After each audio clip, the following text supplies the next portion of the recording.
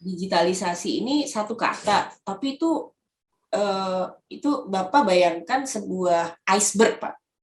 Jadi digitalisasi ini hanyalah the tip of the iceberg. Ternyata kalau kita lihat kedalamannya, luar biasa, Pak. Banyak sekali yang harus kita pelajari, Pak. Ya, Nah, inilah yang harus kita mau, Pak, beradaptasi.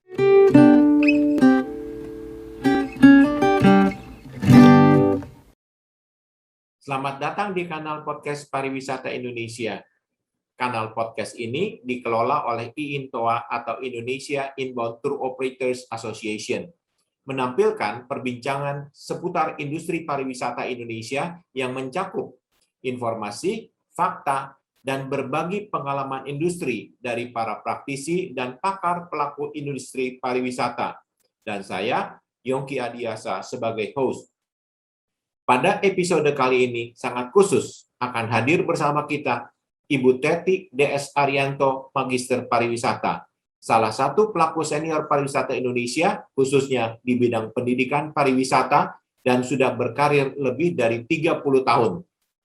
Dengan segudang pengalaman di dunia pariwisata, beliau adalah tour guide dan tour leader sejak tahun 1986, sales representative Singapore Airlines 1989 sampai dengan 1991, Japan Travel Bureau atau JTB, kantor cabang Indonesia 1991 sampai dengan 1999, Kepala Sekolah Lembaga Pendidikan Pariwisata Nusantara 2004 sampai dengan 2011, Founder Inspire Travel and Tourism Learning Center 2014 hingga sekarang, Komisioner BNSP dan juga Ketua Umum ITLA. Masih banyak lagi segudang karir lainnya yang tidak kami sebutkan satu persatu. Para pendengar podcast Pariwisata Indonesia dan pemirsa YouTube yang berbahagia. Pagi ini kita akan berbincang lebih dekat dengan Ibu Teti DS Arianto yang saya kenal sudah cukup lama. Sejak tahun 1980-an saat karir bersama menjadi guide, tour leader, lintas pulau atau overland tour. Kadang saya menyapa beliau dengan panggilan langsung namanya dengan kapasitas sebagai teman. Kadang dengan panggilan Sis Teti untuk kapasitas beliau sebagai sesama tour leader. Dan saya juga menyapa sebagai Bu Teti dalam kapasitas beliau sebagai Ketua Umum Indonesian Tour Leaders Association dan juga Komisioner Badan Nasional Sertifikasi Profesi. Mari kita mulai perbincangan kita pagi ini. Selamat pagi Bu Teti.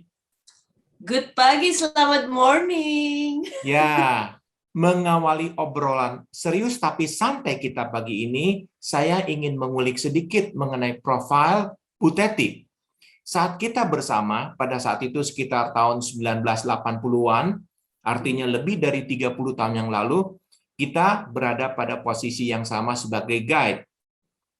Kemudian sebagai tour leader, setelah itu kita jarang saling ketemu. Saya berkiprah tetap di inbound tour, dan nyambi sebagai tour leader outbound, Anda ke SQ, Color of Asia, JTB, dan kemudian masuk ke dunia pendidikan pariwisata. Bu Teti, Ya. Mari silakan berbagi nostalgia mengenai masa lalu. Silakan. Pak Yongki ini kan guruku. Jadi waktu overland, ingat nggak? Saya kan masih kuliah ya, tahun 84. Ya. Dan saya tandem sama Pak Yongki waktu itu sebagai tour leader magang ya Pak Yongki ya.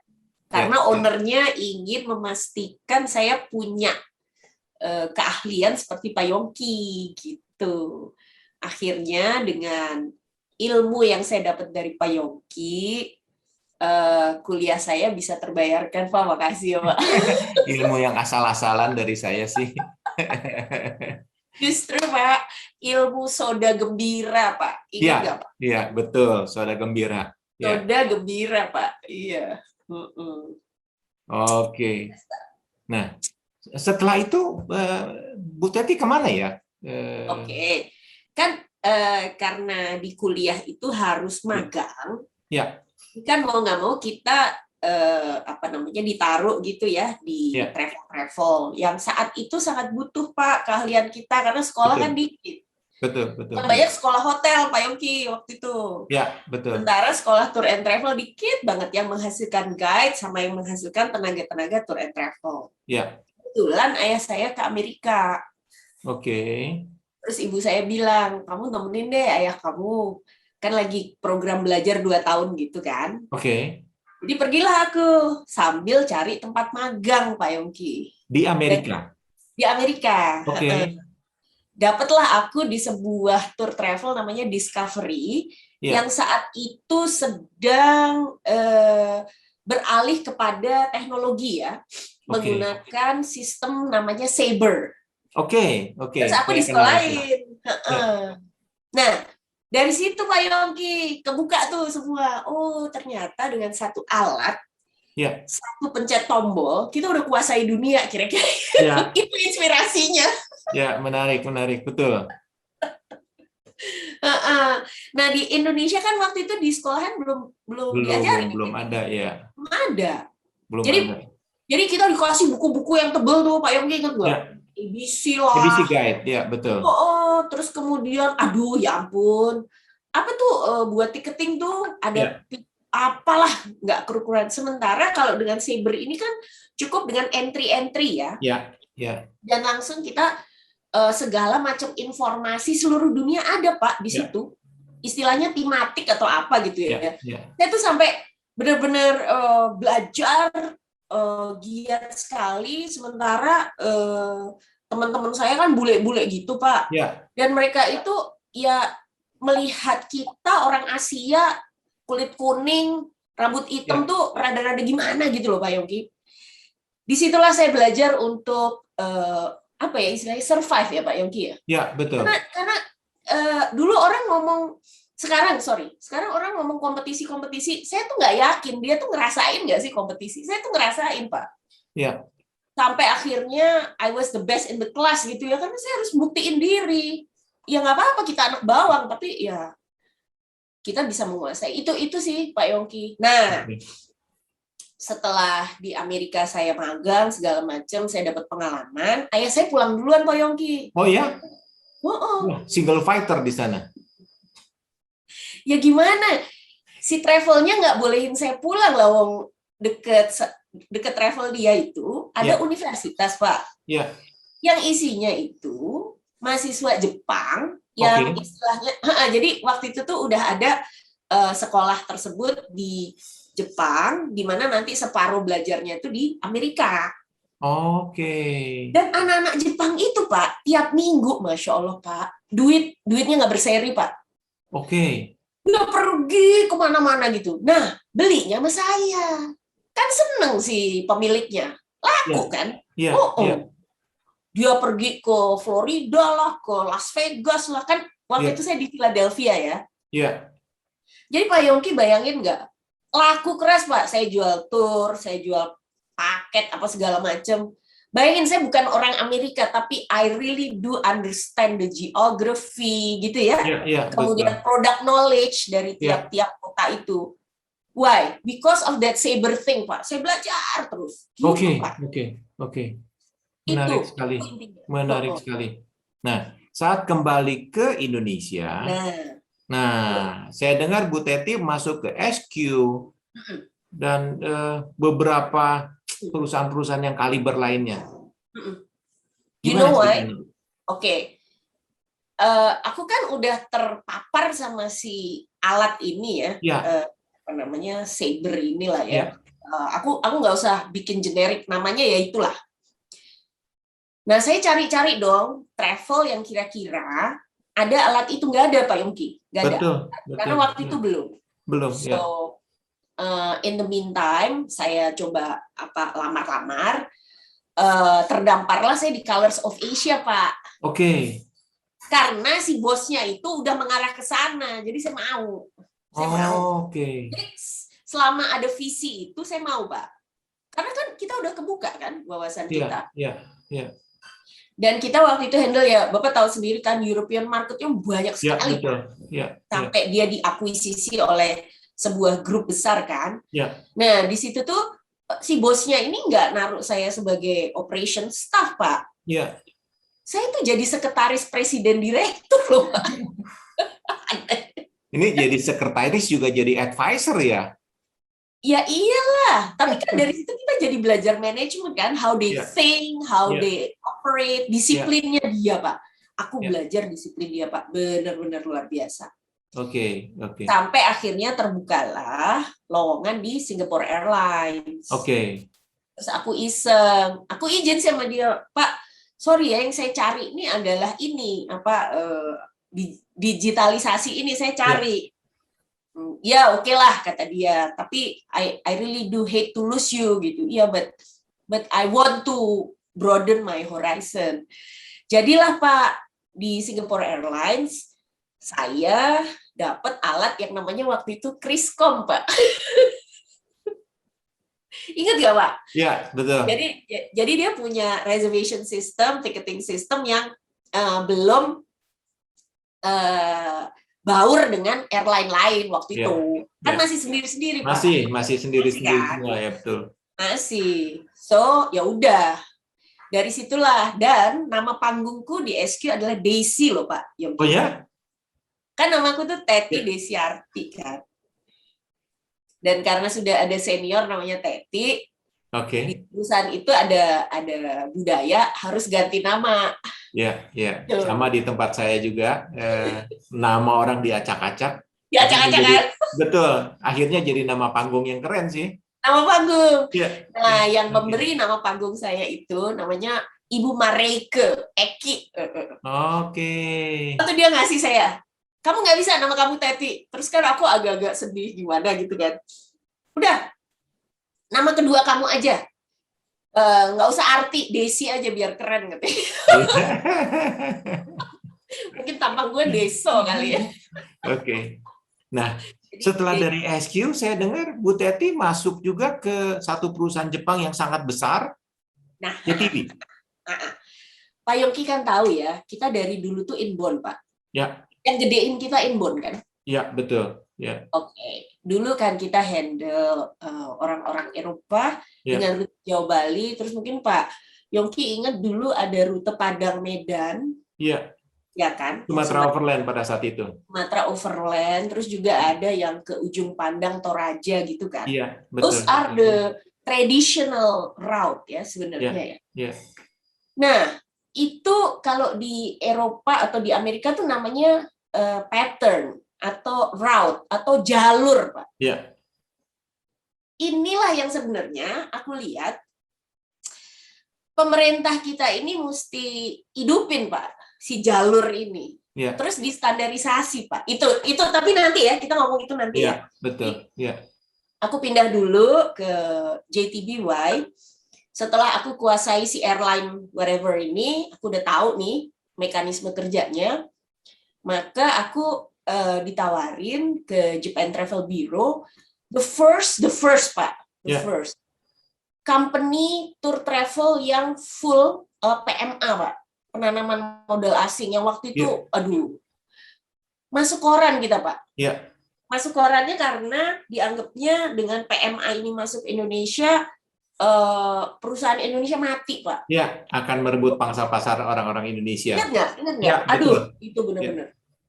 Dan posisi saya, Pak, waktu itu sekali lagi, Pak Yongki, sekretarisnya presiden direktur, Pak. Oke. Luar biasa sekali, Pak. Saya juga berpikir I'm so blessed gitu ya, bisa dipercaya seperti ini. Tapi ya dari sanalah, Pak Yongki, then I learn about how globalization works. Ujung-ujungnya kan ekonomi. Dan kalau misalnya kita tidak terstandar, kita tidak bisa ikut, Pak, dalam kancah persaingan. Jadi the keyword is standardization, Pak. Standardization. Iya. Jadi aku lama nih di JTB sampai punya anakku yang kedua, Pak Yongki. Oke. Hampir 40 tahun yang penuh warna-warni kehidupan pariwisatanya Bu Teti. Saya dari obrolan yang tadi mencatat passion Bu Teti adalah people, service, dan education. Iya, benar. Betul ya? Kemudian Bu Teti berkiprah ke Asita Skill Center, lembaga pendidikan pariwisata Nusantara, dan yang membawa Bu Teti saat ini sebagai salah satu komisioner BNSP Oke, saya ingin menggali lebih banyak informasi mengenai sertifikasi. Ya. Ada 3 pertanyaan saya yang saya rasa sangat perlu untuk disimak para pendengar dan para pemirsa mengenai SKKNI. Kalau tidak salah, Standar Kompetensi Kerja Nasional Indonesia, Ya, yang berhubungan dengan standar okupasi.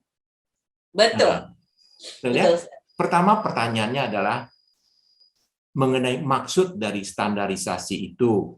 Kedua adalah tujuan dari sertifikasi. Yang ketiga adalah manfaat untuk pariwisata.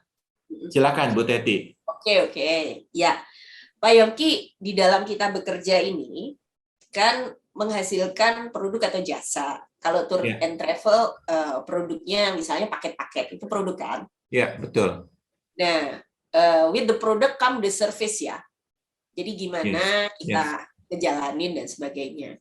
Itu kan ada alur Pak Yongki. Ya, Sampai menghasilkan produk, sampai kemudian kita menyapa customer, sampai kita misalnya ada customer inquiry, kita harus jawab, tata cara jawab, bahkan sampai kalau dia ada keluhan, itu kan ada semuanya ada tata cara. ya. Yang distandarisasi itu Pak Yongki, si alur tadi. Oke.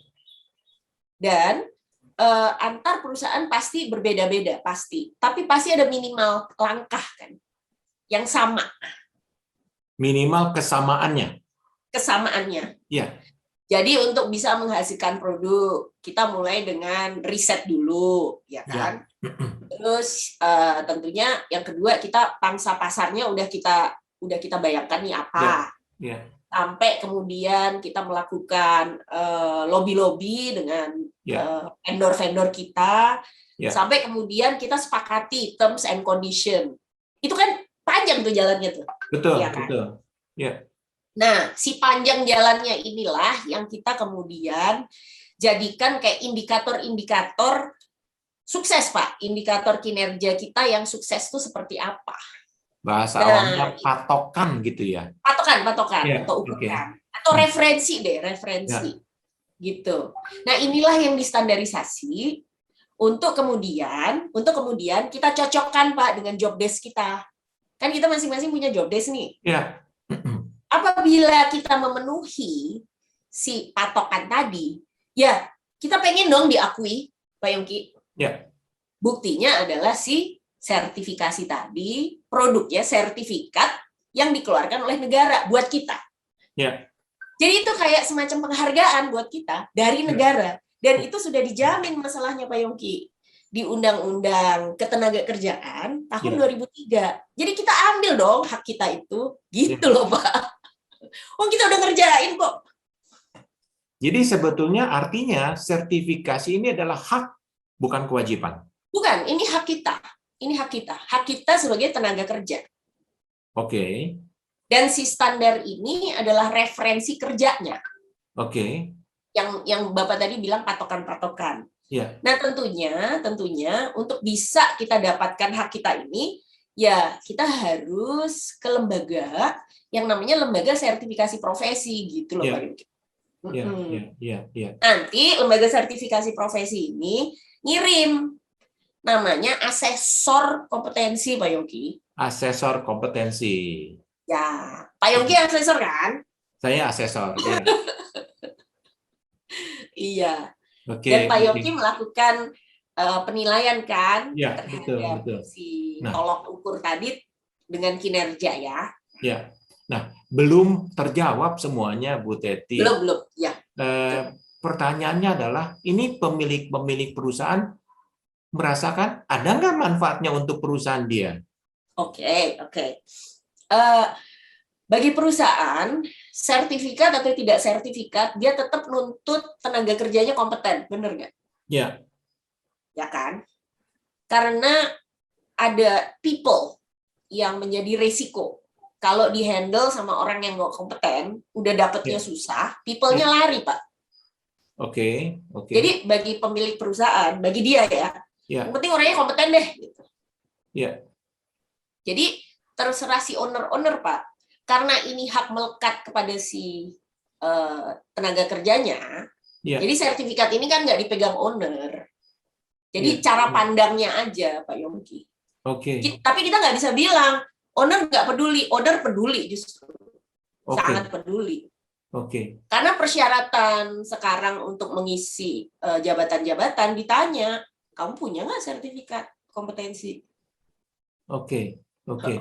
Nah, sementara istilah kompetensi ini masih belum terlalu familiar di kuping para pelaku, khususnya, maaf saya katakan, pelaku old fashion yang senior-senior itu. Iya. Ada yang salah kah sih? Apakah memang sosialisasinya kurang, atau memang mereka bilang, oh nggak usah ikut, nanti kalau staf saya sudah kompeten, nanti dibajak orang. Ya, mungkin diksinya, Pak. Oke. Cara penyampaiannya dari pemerintah kan, sehingga seolah-olah dipikirnya ini program pemerintah. Padahal ini kan pemberdayaan masyarakat, Pak. Wong standar ini asalnya juga dari industri kok, dikonvensikan juga oleh industri. Jadi mungkin masih belum tersosialisasi dengan baik. Tapi saya lihat sekarang ini, Pak, tata kelola untuk perizinan, Pak, itu udah nuntut, Pak. Oke. Jadi kalau kamu nggak punya, gitu kan, kamu nggak bisa menamakan diri kamu dengan misalnya Biro Perjalanan Wisata, gitu. Udah sih, Pak, udah dikaitkan. Tapi prosesnya kan itu about almost 20 years ya. Iya. Saya tuh dapat amanah di Asita Skill Center itu karena gegarannya Pak Syarman Syarif. Pak Syarman Syarif, senior kita di pariwisata. Sekjen.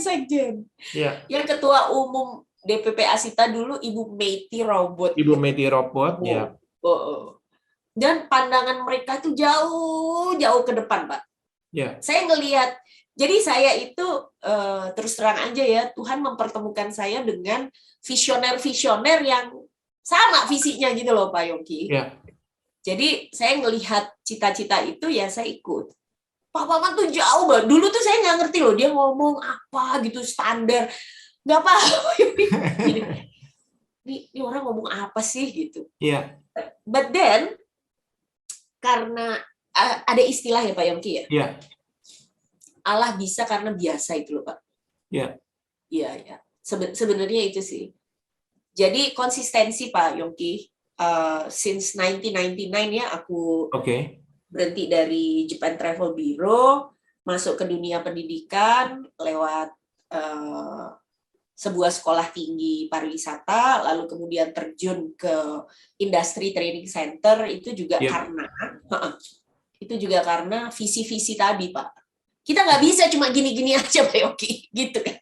Oke. Nah, jadi itu sih. Sekarang mau tidak mau COVID ini terjadi, pandemi terjadi, dan pariwisata harus saya katakan tengkurap, sementara mati suri. Iya. Apakah sertifikasi ini masih perlu? Oke, kembali lagi. Sertifikasi ini dasarnya standar kan, Pak Yongki? Sebenarnya yang ada di sertifikat itu kan si standar tadi. Jadi yang penting itu si standarnya, Pak Yongki. Iya. Justru dengan adanya COVID ini, yang tadinya tugas pekerjaan kita mungkin cuma 5 atau 10 gitu ya. 5 sampai 10 lah. Kan dengan adanya COVID ini, tugas pekerjaan kita nambah kan? Iya. Nah, ini saya kaitkan dengan kompetensi tadi, Pak Yongki nanya. Sebenarnya kompetensi apa sih? Kompetensi itu kan gabungan antara pengetahuan, keterampilan, sama sikap kerja sesuai standar kan itu. Jadi karena dia gabungan tuh istilahnya kalau Pak Yongki bayangin buletan ada 3, maka di antara 3 buletan itu kan ada irisan-irisan ya Pak? Iya, betul. Antara pengetahuan dengan keterampilan, antara keterampilan dengan sikap kerja, antara sikap kerja dengan pengetahuan, itu saling berkaitan Pak. Iya. Nah, inilah yang mendasari kita dalam bekerja kan. Ini yang mendasari kita dalam bekerja. Bapak bayangin aja nih ya. I give you an example ya para pendengar podcast yang saya muliakan, kalau kita ini dipercayai oleh owner Ya. operate sebuah FB, restoran outlet ya, itu kan alatnya banyak yang mahal-mahal. Ya. Nah, suatu ketika pekerja kita tuh nggak ngerti alat yang harusnya dikelola dengan baik ini, dia nggak tahu gimana megangnya. Ya. Alat ini adalah sebuah timbangan yang sangat presisi sekali sampai dia itu bisa ngitung gitu, Pak Yongki. Sangat kecil sekali partikel dia bisa ngitung. Alat timbangan ini ya. Ya. Terus kan alat timbangan ini lama-lama dipakai kan kotor. Nah, karena si karyawan ini nggak ngerti pemakaian si alat, sama dia dicuci, Pak. Rusak, Pak. Ya. Tahu nggak harga timbangan ini berapa? 30-40 juta, Pak. Oke. Itu kan kompetensi, Pak Yuki. Oke.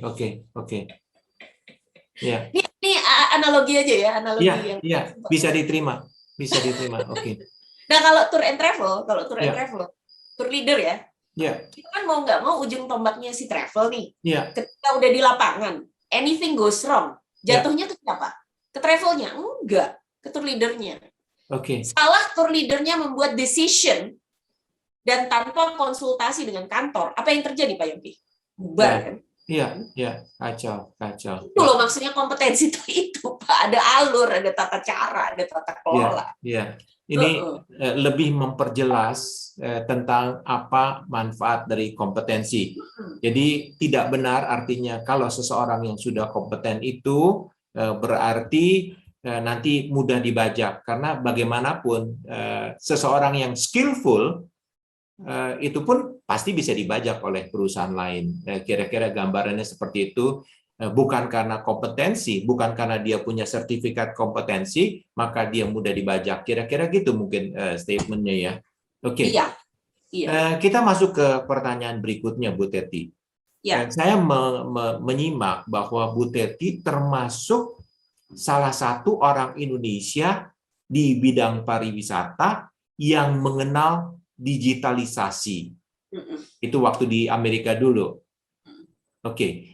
Berdasarkan hal-hal tersebut, apa sih menurut Bu Teti yang harus kita lakukan para pelaku pariwisata yang masih kuat bertahan nih dari deraan pandemi 19 yang berhubungan dengan pariwisata di era digitalisasi? Oke. Pak Yongki, ternyata digitalisasi ini satu kata, tapi itu Bapak bayangkan sebuah iceberg, Pak. Jadi digitalisasi ini hanyalah the tip of the iceberg. Ternyata kalau kita lihat kedalamannya, luar biasa, Pak. Banyak sekali yang harus kita pelajari, Pak. Ya. Nah, inilah yang harus kita mau, Pak, beradaptasi. Berdamailah, kita belajar, misalnya ya, digital marketing. Walaupun dua kata tuh, tapi ya ampun, Pak Yongki, ternyata mudah ya. It's not that simple. Benar deh. Very detail. Nah, standarisasi kompetensi mendokumentasikan yang detail-detail ini, Pak. Iya. Di dalam SKKNI tadi. Ditulis gitu loh. Oke. Dan ini terbuka buat siapa saja. Makanya saran aku, bacalah. Baca aja. Udah. Baca. Gratis, Pak. Iya. Kalau misalnya teman-teman kita males baca, ya udah Pak Yongki bikinin platform kayak gini nih. Ya. Bapak ajarin deh, ini cara bacanya gini ya, maksudnya ini ya, gitu aja Pak. Oke. Ya, saya mencatat beberapa narasumber podcast pariwisata Indonesia ini pada saat berbicara selalu menyinggung digitalisasi untuk pariwisata. Rupanya concern mereka kita ini belum aware. Bahkan pembicara atau narasumber sebelumnya mengatakan bahwa khususnya untuk digital Indonesia sudah sangat maju, tetapi digital pariwisata sangat terlambat. Sedikit kesan Bu Teti mengenai itu? Pertama mindset ya. Ya. Ya, Bapak tahu sendiri lah ya. Beberapa dari kita masih bertahan untuk tetap konvensional kan. Ya. Padahal klien-klien dia kan mungkin udah yang zaman dulu tuh loh Pak. Mungkin kan sekarang udah generasi 2, generasi 3 yang mindsetnya udah beda lagi. Ya. Jadi kita sesuaikan dengan customer kita lah. Oke. Gitu. Jadi selalu customer oriented lah. Ya. Kedua adalah informasi itu kan sekarang bebas Pak, bebas. Ya. Cuma customer tuh pengen balik ke kita, tahu nggak kenapa Pak Yongki? Karena kita mampu mengkurasi informasi yang bisa dipercaya.